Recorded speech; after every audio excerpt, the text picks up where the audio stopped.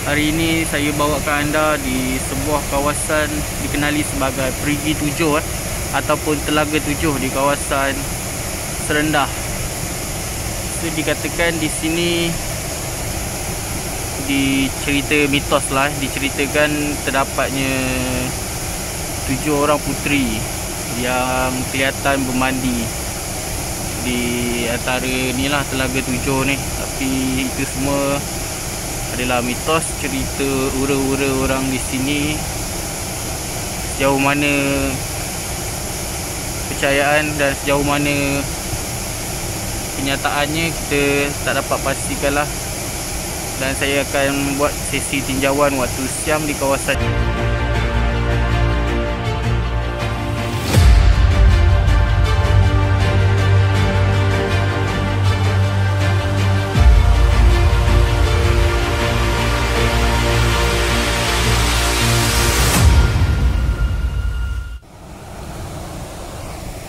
saya bermula dari sini ya.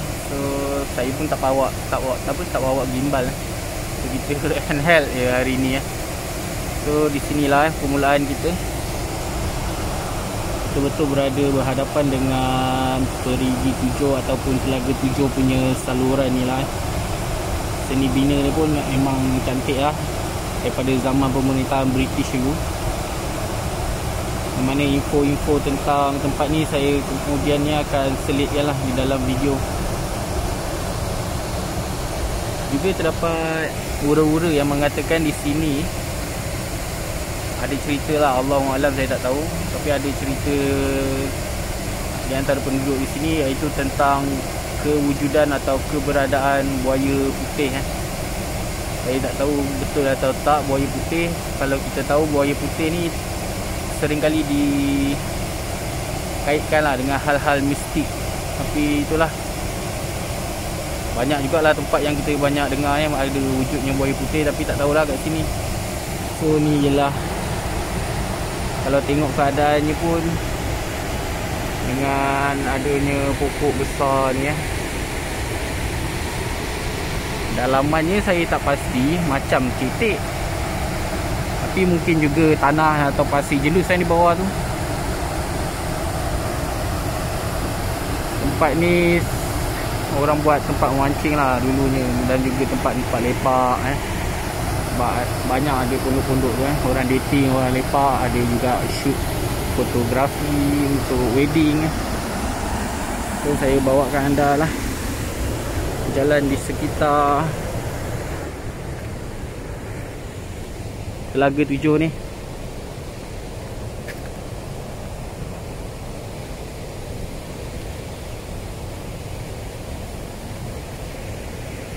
Dia menghala ke Serendah, sungai.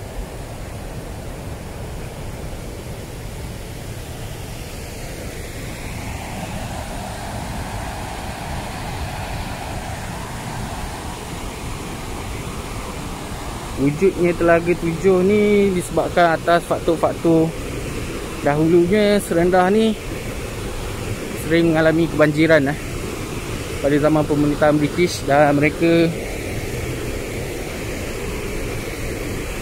sepakat untuk membuat telaga tu lah. Saya akan tunjukkan yang periginya ada di atas sana. Ini adalah saluran yang mengalir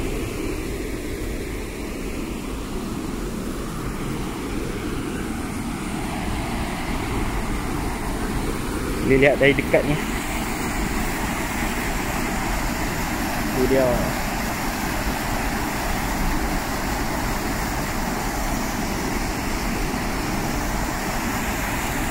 Kalau tempat ni masih lagi terjaga, memang cantik kalau masih dijaga. Mereka dah potong semua pokok-pokok besar ni. Pokok-pokok besar atas ni, sebelum ni banyak pokok besar kat sini, tapi dah ditebas, dah dipotong.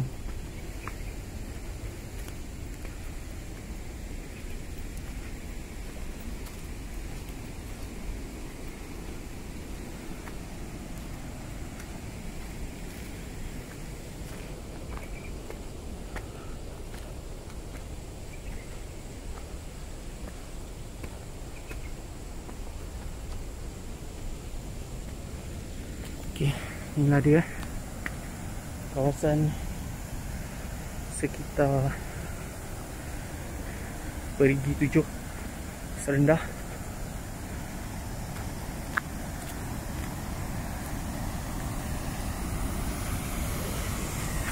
Dah dipenuhi dengan sampah pokok-pokok dan daun kering.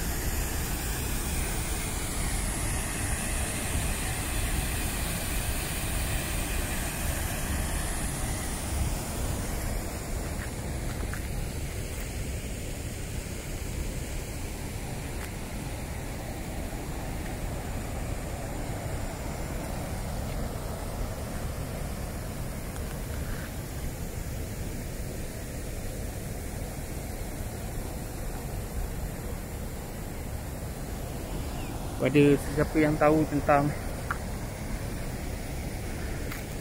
cerita sebaliknya di kawasan Perigi 7 Serendah ni, bolehlah sertakan di kawasan, di ruangan komen. Sebab saya pun tak tahu sangat. Saya baru je duduk di kawasan ni. Waktu PKP ni pun tak boleh pergi mana-mana. So ni je yang dekat. Oh, pakai mask ni, mask lah. Okay, saya akan bertemu dengan salah seorang penduduk di sini yang lebih arif dan tahu tentang sedikit sebanyak cerita di kawasan Perigi atau Telaga 7 Serendah ni. Dan kemudian saya akan sambung eksplorasi di waktu malam lah, untuk kita rasakan suasana di sini. Sama ada tempatnya keras, ada gangguan ataupun tenang dan nyaman je lah. Seperti biasa macam siang ni tak ada apa lah. Ini adalah Abang Syam, juga dikenali sebagai Abang Badut lah. Okay. Sekarang beliau akan menceritakan sedikit sebanyak tentang sejarahnya tempat Perigi 7 ni. Okay, bang. Okay, Assalamualaikum semua. Okay, saya Abang Syam ataupun dikenali sebagai Abang Badut dekat Facebook. So saya nak cerita sedikit yang mana saya tahu tentang sejarah Perigi 7 Serendah ni. Pertama sekali, Perigi 7 Serendah ni dibina oleh zaman British lah, kerajaan British. Kerana Serendah ni pernah mengalami banjir besar. Jadi nak mengelakkan banjir, diorang buat empangan dan saluran tuju air untuk membantu pengurangan air bertakung masuk dia macam tu. Dan tempat ni memang ada sejarah mitos dia, ada sejarah mistik dia, di mana saya sendiri pernah mengalaminya. Begitu juga dengan yang lain-lain penduduk lain. Dan ada juga yang mengatakan ini cerita daripada hotel-hotel lama lah, mengatakan di kawasan sini ada buaya putih. Itu saya tak nafikan, memang wujudan buaya putih itu memang ada, tapi di atas lah, di hulu. Sekarang ni dia tak nampakkan diri lah. Mungkin masih ada, cuma dia tak muncul. Dan di bawah ni saya sendiri pernah mengalaminya beberapa kejadian. Pertama, di kawasan air itu ada satu kawasan seperti pulau. Dekat pulau tu saya pernah ambil pasir di situ, di-scan oleh bapa angkat saya untuk mengetahui apa yang ada di situ. Dan mengikut kata dia, di kawasan tu ada barang lama lah, maksud dia harta yang tertanam kan. Jadi orang yang mampu saja dapat menewaskan pengawal dia dan dapat ambil benda tu. Kejadian tu saya tak ada buat apa-apa lah, just scan aja. Cuma saya ada bercerita pada yang lain. Mereka ada pergi, mereka diserang oleh pengawal tu dan lari ke, salah satunya sepupu saya lari ke rumah. Dia orang daripada KL. Dan dia bercerita macam mana dia orang kena serang, apa yang terjadi, semua dia cerita. Dan sebagai bukti, dia cakap pergi tengok dekat kereta apa yang ada. Saya tengok kat kereta memang penuh dengan pasir sungai. Apa yang dia cerita tu, macam itulah yang saya tengok dekat kereta dia. Kemudian saya ada bawa seorang ustaz daripada Lumut, kawan baik saya, Ustaz Solah. Saya pernah bawa dia di sini dan saya suruh dia tengok kawasan ni. Dia kata kat sini memang banyak harta yang tertanam, tapi nak mengambilnya agak susah sikit. Sebab pengawal itu bukan kata kita tak boleh tewaskan dia, tapi banyak kerja, mungkin merisikokan nyawa. Jadi dia tak nak ambil risiko tu. Cuma yang mana yang kami nampak, yang mana kami rasa yang ringan-ringan tu mungkin lah. Tapi yang berat-berat, yang seperti saya kata tanam dalam pulau tu, itu semua kami tak nak ambil risiko lah. Itu biar yang mana berhajat dipersilakan lah, masih ada. Kemudian di arah sebelah sana tu, di tempat perigi masuk air, sebelah sana, sebelah kiri tu dekat tepi bukit tu ada satu kawasan. Di situ ada perkampungan bunian, di mana kami pernah buat paranormal sebelum kami naik ke atas. Kami berkumpul di sini. Sifu saya Anga Berang, dia berinteraksi dengan alam sana dan dijemput ke alam sana, bercerita, dia bercerita dan berkenalan dengan sifu saya. Dalam berapa minit kemudian sifu saya pun balik bagi tahu di sebelah sana tu perkampungan bunian, di sebelah kanan sini kira senang kata negatif, di sana positif. Macam itulah. Di atas bukit tu ada jirat Cina lama. So kalau malam kat sini, saya sebagai orang sini dah lama duduk sini, pukul 12, pukul 1 saya masih mampu lagi. Kalau seorang, saya bukan cakap besar saya boleh datang ke sini lagi kalau seorang. Kalau orang luar tu saya tak galakkan selepas pukul 10 atau 11 kawasan ni dah gelap. Saya tak galakkan lah ada di sini sekitar tu, sebab banyak kejadian orang luar yang nampak. Kami yang penduduk tempatan ni dah susah nak dapat benda-benda tu. Orang luar yang selalu dapat rezeki untuk melihat alam sana dan dia memunculkan diri. Kalau bernasib baik akan nampak yang putih, kalau nasib tak baik yang hitam akan muncul. Jadi itu adalah sedikit yang saya tahu tentang kawasan Perigi Tujuh Serendar ni. Kalau ada yang lebih tu tak sampai ke saya dan saya tak tahu tu, mungkin tuan-tuan yang menyaksikan video ni boleh search sendirilah macam mana kawasan ni kan, dan boleh bertanya kepada yang lebih mahir ataupun lebih pakar tentang sejarah Perigi Tujuh Serendar.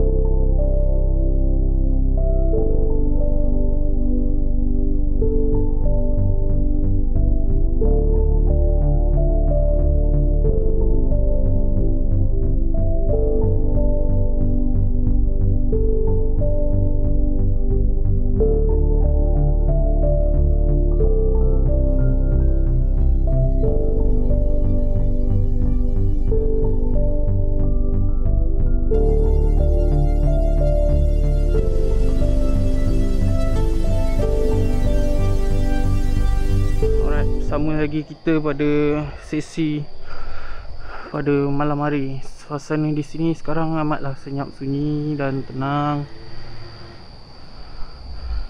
So inilah sedikit sebanyak saya dapatlah kongsikan kepada anda bagaimana suasana malam di sini. Saya akan pergi ke bahagian Telaga Tujuh dahulu.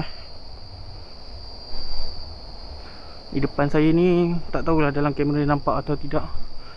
Saya akan pergi di bahagian ujung.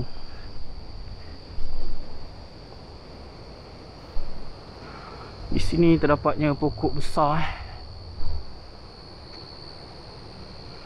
dan di bahagian belakang daripada pokok ni, di atas bukit sana, adalah jirat Cina.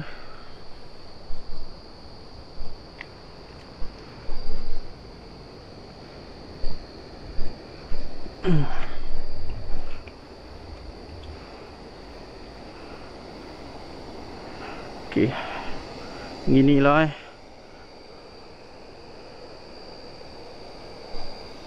banyak kelekatu lah guys. Dia serang saya punya torchlight. Okey, terdapat beberapa telaga yang kosong air setinggi mana pun naik tidak masuk, iaitu dalam dua yang lain masih berfungsi, tapi dua telaga lagi tidak. Dan saya akan cari satu spot untuk melakukan sesi rest and alert sebentar lagi.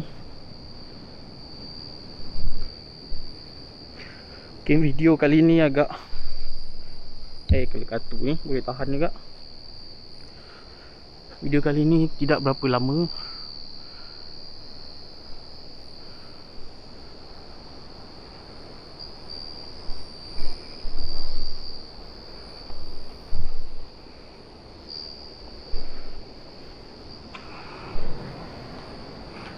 Saya berada di kawasan atas daripada ni saluran air yang keluar ni.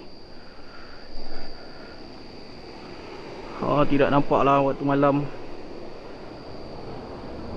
Saya akan terangkan sedikit lah kejap lagi. Saya akan matikan rakaman dan terangkan sedikit lah. Sekejap lagi saya akan duduk di bahagian sini untuk rasakan suasana di sini. Tapi kita pusing-pusing dulu.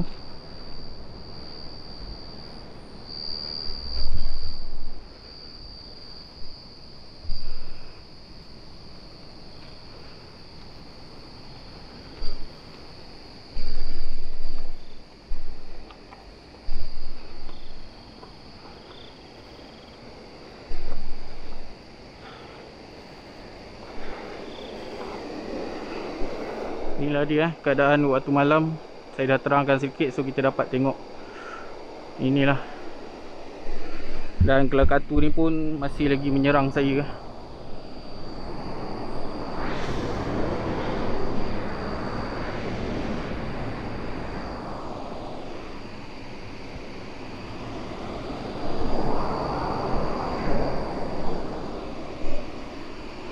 Dalam ni tak nampak tapi saya jelas nampak.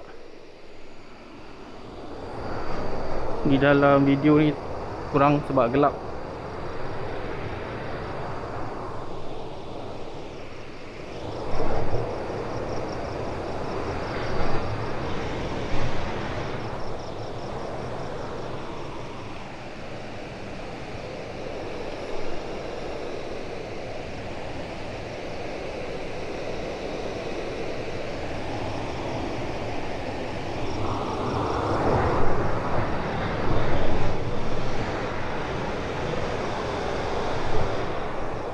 Tempatnya tidak berapa besar, kecil je Ini adalah kawasan sungai tadi. Okey. So begini je lah keadaannya. Saya akan cari spot untuk melakukan sesi rest and alert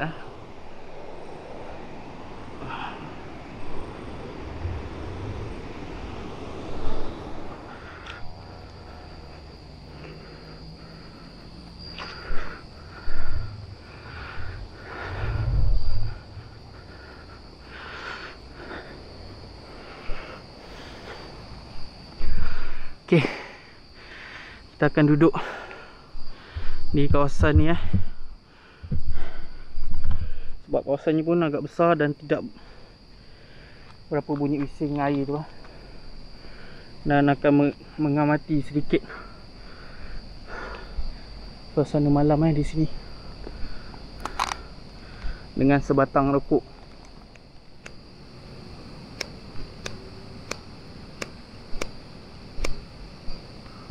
Rokok saya tak bernyala guys.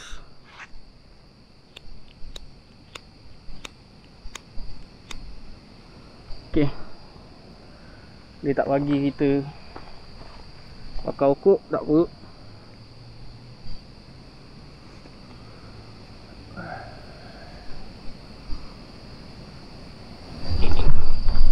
So jadi saya akan duduk di sini sekejap untuk rasakan suasana malam di kawasan ni. So fokus dan alert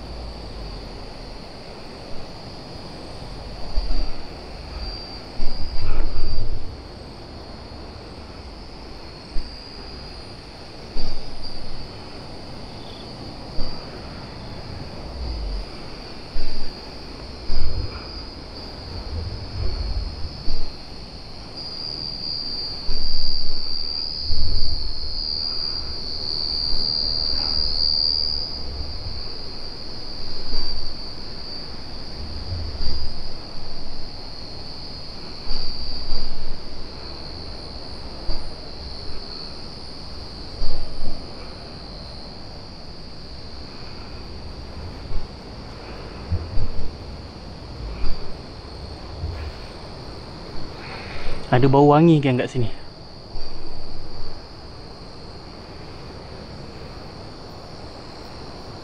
Memang ada bau wangi di sini. Saya tak tahu kan bau apa. Seperti bunga di keliling saya ni. So kemungkinan seperti yang dikatakan terdapatnya 7 puteri kemungkinan adalah benar sebab saya berada di sini berseorangan. So waktu rest and alert ni memang didatangi bau wangi ni .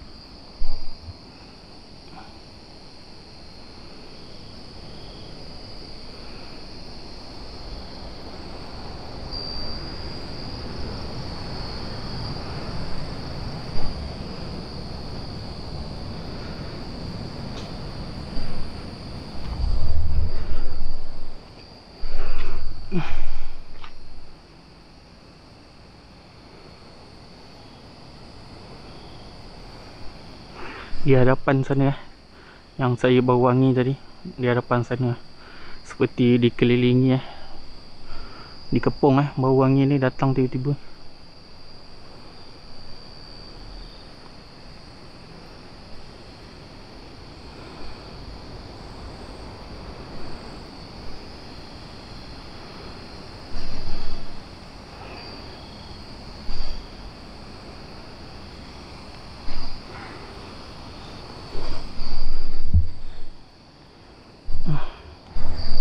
Okay, dengan ini selesai dah eksplorasi kita pada siang dan juga malam di kawasan Perigi Tidur Serendam ni. So seperti yang dikatakan oleh orang-orang di sini tentang keberadaan 7 puteri iaitu yang menjaga di sini. Allah Ma'alam Tapi tadi saya waktu explore untuk bahagian sesi rest and alert, saya dah dikepung dengan bau wangi Bau wangi tu dia datang secara macam tu lah, dikepung saya. Tapi bila kita sampai sini tak ada, dia di bahagian sana saja. Dan terima kasih kepada semua yang menonton Dark Tourism Malaysia dan support Dark Tourism Malaysia sama ni. Semoga kita bertemu lagi pada next video. Assalamualaikum. Throughout my life, I have never believed in the unseen world until I encountered one. Jadi sesuatu guys. There is things in this world that we can't explain with science and technology, let alone our limited mind when it's come to unravel mystical phenomena. I would like to take you to a journey of the wonders and beauty of the nature. Ulang-ulang. Night draw is curtain. Apa yang you nampak? Creature of the dark awakening. This is my view, my life, my passion, business. Dark Tourism Malaysia.